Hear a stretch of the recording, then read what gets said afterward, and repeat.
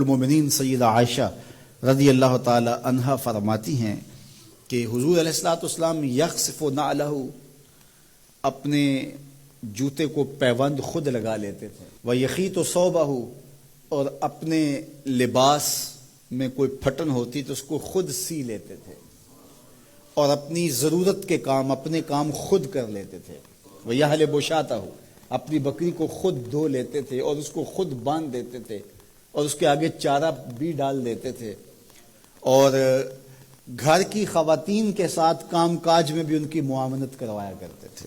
جو کام مردوں کے کرنے کے ہوتے ہیں تو حضور علیہ الصلوۃ والسلام مردانہ شان کے ساتھ وہ کام کرتے اور ازواج کے ساتھ جو ہے وہ ہاتھ بٹاتے۔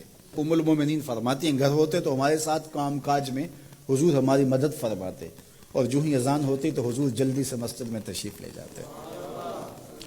تو یہ میرے اور آپ کے آقا و مولا حضور ختم المرتبت صلی اللہ علیہ وآلہ وسلم کی زندگی، نجی زندگی دیکھیں، گھریلو زندگی دیکھیں، ازواج مطہرات کے ساتھ حضور کا سلوک دیکھیں، حضور کا رویہ دیکھیں۔ حضور کا جب وصال ہوا تو اس وقت حضور کے نکاح میں 9 ازواج تھی، 9 ازواج میں سے ایک کو بھی حضور پہ کوئی شکایت نہیں تھی۔ یہ بات کہہ دینا بڑا آسان ہے، لیکن عملاً بہت کم لوگوں کے ساتھ ایسا ہوتا ہے۔ لیکن حضور جب وصال کرتے ہیں تو 9 ازواج ہیں، ان میں سے ایک کو بھی حضور پر کوئی شکایت نہیں ہے۔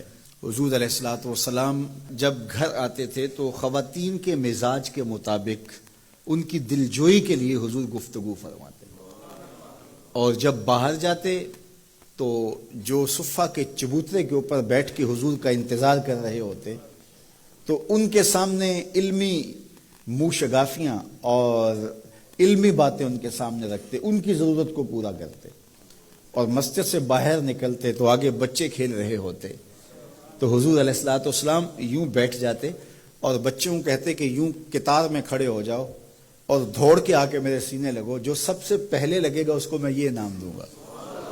تو بچے دوڑ کے آ کے حضور سے لپٹتے، کوئی سینے سے لپٹ جاتا، کوئی کندھوں سے لپٹ جاتا، اور آقا کریم ان سے شفقت فرماتے۔ تو بچوں کے ساتھ حضور علیہ السلام کا رویہ یہ خوبصورت، بچوں کو سلام کرنے میں پہل کرتے۔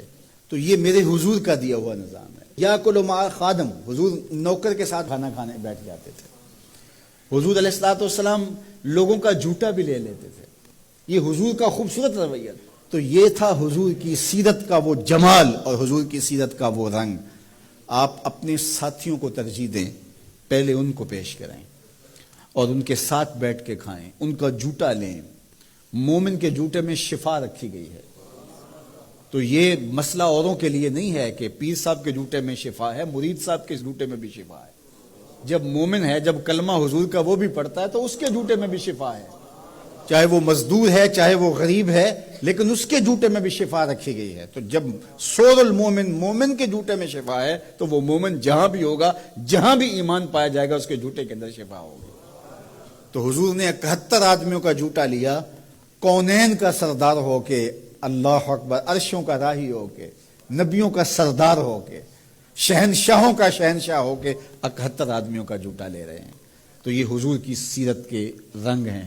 تو آقا کریم علیہ الصلوۃ والسلام کا بتایا ہوا طریقہ، حضور کا طرز زندگی ہم اختیار کریں۔